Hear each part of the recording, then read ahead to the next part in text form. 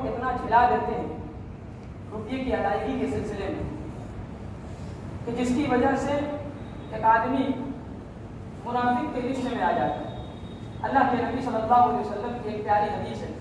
اللہ کے نبی صلی اللہ علیہ وسلم فرماتے ہیں آیت المنافق ثلاث، کہ ایک منافق کی 3 علامتیں: اذا حدث کذب، جب بات کرے تو جھوٹ بولے، واذا وعد اخلف، جب وعدہ کرے تو وعدہ خلافی کرے، واذا اؤتمن خان، اور جب امانت رکھی جائے تو خیانت کرے۔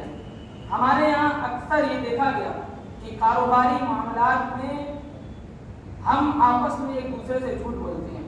مثال کے طور پر اگر ہمارے پاس ہمارے کسی گراہک کا یا کسی کاریگر کا فون آیا تو ہم فون پر کیا کہتے ہیں کہ ابھی ہم گھر پہ نہیں، یا یہ ہے کہ ابھی ہم اپنے کاروبار میں نہیں ہیں۔ حالانکہ حقیقت یہ ہوتی ہے کہ ہم اپنے گھر ہی پر موجود رہتے ہیں اور اپنی گھڑی یا اپنے کاروبار ہی میں مصروف رہتے ہیں، لیکن ہم ان سے جھوٹ بولتے ہیں کہ ہم وہاں پہ موجود نہیں ہیں، لہٰذا آپ دوسرے دنوں میں آئیں۔ آیت المنافق ثلاث، اذا حدث کذب، جب آدمی بات کرے تو جھوٹ بولے، واذا وعد اخلف، کہ جب وعدہ کرے تو وعدہ خلافی کرے۔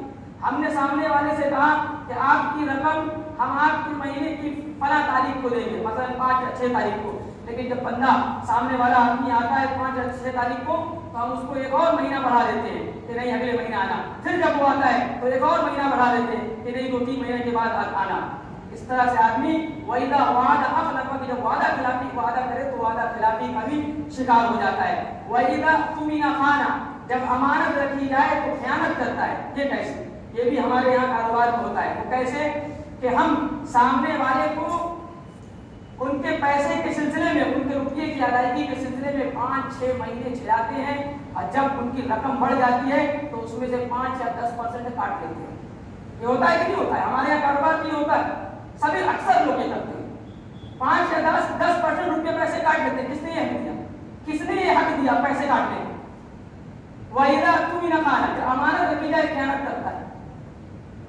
اور یہ منافقین قیامت کے دن کہاں جانے والے ہیں؟ قرآن کی آیت کیا کہتی ہے؟ ان المنافقین فی الدرک الاسفل من النار، کہ منافقین جہنم کے سب سے نچلے گڑھے ہیں۔ وَلَن تَجِدَ لَهُمْ نَصِيرًا، اور تم ان کا قیامت کے دن